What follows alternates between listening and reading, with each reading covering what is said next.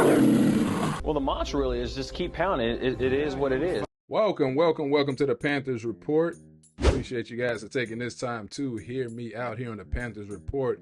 We're about to get into it because the Panthers, of course, have played their last preseason game against the Steelers, and they took nothing but L's in the preseason. No real powerful showing on the offensive side of the ball. Of course, no starters played in this game, but you would still like to have seen a lot more points scored, kind of like the Giants did in this game against the New England Patriots. You still want to see it. You still want an entertaining game, but unfortunately, we didn't get that, and now we have to go into the regular season and just saying to our fans, saying to ourselves, that's just preseason, but it's not very comforting what they did, or in this case, didn't do. But here's their schedule going into the season. As you can see it on paper, it's one of the easiest schedules, or probably the easiest schedule in football, the Panthers schedule. But that's kind of what we're talking about today. But what we're mainly talking about today is this right here, this article, NFC South betting preview picks. Bucks favorite, but can Falcons or Panthers make noise? Now, we briefly touched on this topic in previous video, and we're going to talk about it again because this is a newer article. Of course, an ESPN article, August 21st, 2025, came out this morning at 8:25 a.m. Eastern time. But yeah, can the Panthers and Falcons make some noise? Of course, these teams have the second longest playoff drought. Jets have the longest at 14 years, Panthers and Falcons at 7 years. They're looking to get into the playoffs, and this is probably the best they've looked coming into a season since the 2017 season when they both made it to the playoffs. The Falcons won their playoff game that year against the Eagles, and the Panthers lost to the Saints for a third time that season, actually. They're still not over that. But this is what we're here to talk about. Can they make noise? So let's talk about the Bucks. Let's talk about the Falcons. Let's talk about the Panthers. And briefly the Saints, I guess. It says it'd be funny if they come and they the ones win the division when nobody's looking at the Saints. It says the Tampa Bay Buccaneers are even money favorites to win a fifth straight NFC South title in 2025. And they have the highest projected win total at 9.5 in the division. It's crazy how 9.5, how the NFC South is still not projected to get like really multiple teams into the playoffs. 9.5 is actually a small number. So, but that's been the NFC South the last few years, right? Like they have been like sort of the weaker division, especially the year before last, when I think the Bucks won just 9 games. But it's usually only if you're going to make the playoffs in this division, you got to win this division. A wild card is not coming out of this division, but that could change this year. That could definitely change this year. So it says the Atlanta Falcons and Carolina Panthers are in the in the midst of 7-year playoff droughts, the second longest active streak to the New York Jets at 14. But a win here, dang, New York. I remember when the Bills had the longest playoff drought, where it dated back to like 1999, but they actually broke it the year the Panthers and Falcons last made it in 2017. Look at the Bills now. I know the Bills haven't won a Super Bowl, but man, what I wouldn't trade for the Panthers to have had the Bills' success in the last 5-6 years. But anyway, but a win here, a loss there, and things could turn in the division. The Falcons plus 225 to win the NFC South, won 8 games last season, and their win total at ESPN Bet sits at 7.5. Panthers, Carolina win projection is 6.5, coming off a 5-12 season. So they got us winning 6.5 at our projection. The New Orleans Saints are a long shot at 11 plus 1,100 in the division and are tied. That's a little typo in the article. And are tied the Cleveland Browns for the lowest projected win total in the league at 4.5. So man, they got Cleveland going 4.5. They start Shadir Sanders every game. That could raise a little bit. How will things play out this season?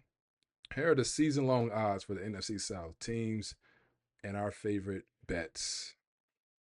It says best bets. Overall, Falcons, of course, 7.5. Atlanta won 8 games last season and second-year quarterback Michael Penix Jr. is an upgrade over former starter Kirk Cousins.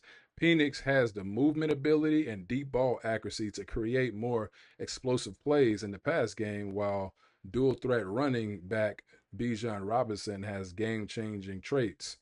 Plus, Atlanta had to upgrade their pass rush. I'm telling you, their defense could be like top 10 this year. Their pass rush this offseason, and they did with rookie edge rushers Jalen Walker and James Pierce Jr. Getting to 8 wins seemed very reachable here. And this is why, man, Atlanta, and with Tampa being as good as they are as well, this is why I think multiple teams can come out of this division. Of course, I want the Panthers to be one of those teams, but just looking at the division overall, I believe that multiple teams can come out of the South. And it says the Panthers, who over is 6.5. It says, I don't know why. This is what this guy says right here. I don't know why I have such a soft spot for the Panthers. A lot of people like the Panthers, right? A lot of people like the Panthers, got a soft spot. Maybe it's Bryce Young's redemption arc. That plays a big part in it too after what happened to him last year. And we talked about that in the previous video, the last video we did actually. The redemption arc, or the fact that they play one of the easiest schedules in the league, but here I am, ready to get burned from hopes. I feel like I'm in the same boat. This is my team, and if you watch my welcoming video to this channel, you know that I've been rocking with the Panthers since 2001 when they were 1-15.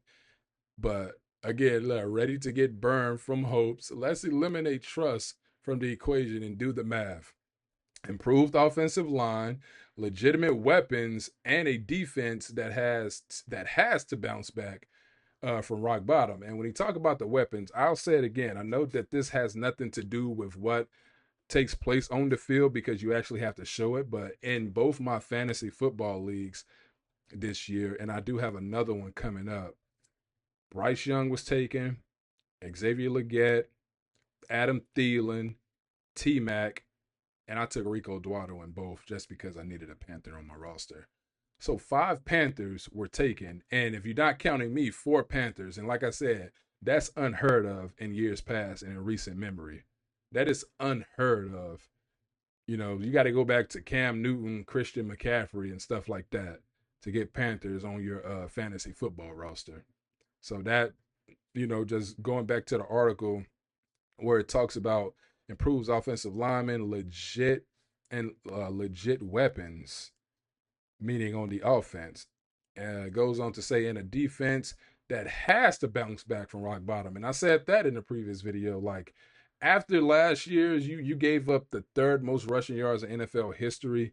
Just a horrible defense. You can't go anywhere but up from there, right? Like, you can't get any worse than what you were last year. I mean, and look at what happened to them to start the season. They got 47 put on them by the Saints last season. 26 put on them by the Chargers. Beat the Raiders. Crazy. 34 the Bengals put on them. 36 the Bears put on them. 38, 40. Look at this. 28 points. Look at this. 30. They were getting better at this point of the season. You saw them getting better. But look at the Bucs game, 48-14. They still allowed 30. They won this game, and then 44-38. We're talking about the defense. So you can't get any worse than what the Panthers were last season. It says add in head coach Dave Canales building a system that finally suits Young and you've got a team with a real shot to win. I read that wrong, but whatever.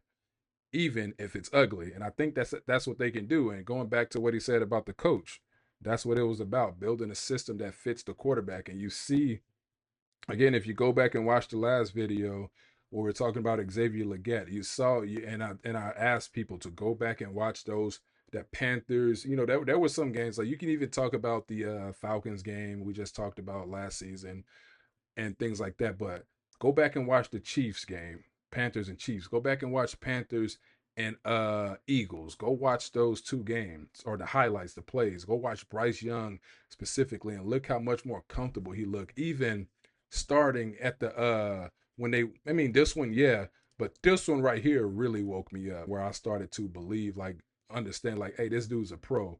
And then he just continued it here. Losses, yes, but go watch these games right here, and you will see exactly what they mean about the coach building a system to fit Bryce Young. Very well, it suits him. He looks more comfortable, more relaxed, and he's playing more freer. And that's what you want to see from a quarterback. It says the Panthers don't have to be great, just better. And that feels doable. 100%. That right there feels like, hey, this right here is what they can do. They can eke out wins. They just have to win the close ones. So here are the Panthers odds right here. Super Bowl odds, a long shot, 150 to 1. So that means if I bet $1 on the Panthers to win the Super Bowl, or is this make the Super Bowl? If I bet $1 on the Panthers, I could win back 150 for Super Bowl odds. I take those odds. I bet $1 on them. And yeah, division odds. So they have the third best odds. The Saints down there sitting low. Bucks favorites as well as they should be. But I would seriously, man, if I'm being objective, I would argue Falcons over Bucks a little bit. But just because they are the defending 4-time champions, 4 in a row, I should say, and they have Baker Mayfield opposed to Michael Penix, and I just say that in terms of like veteran status and all that. And they got the receiver out there, Mike Evans, and things like that. I would go Bucks, but man, you can make a case for the Falcons. I hate to say how much I like the Falcons, but I'm objective. This is a Panther channel. I'm rooting for the Panthers, but I also got to call it like I see it. So let me know. Do y'all see value in betting on the Panthers, or do the odd makers have them right where they should be in terms of, third best odds over 6.5? What do y'all think? Let me know in the comments. And we're going to get up out of here. And I appreciate you guys for taking this time to hear me out here on the Panthers Report. Be sure to subscribe to the channel, like the video, leave a comment. Let's get this thing cracking because football season is around the corner. And as Panther fans, let's remember to make some noise this season, like the article says. And let's keep pounding. Let's pound away into the playoffs. Let's get there. Let's break this drought. And who knows from there? I mean, it was 10 years ago when we...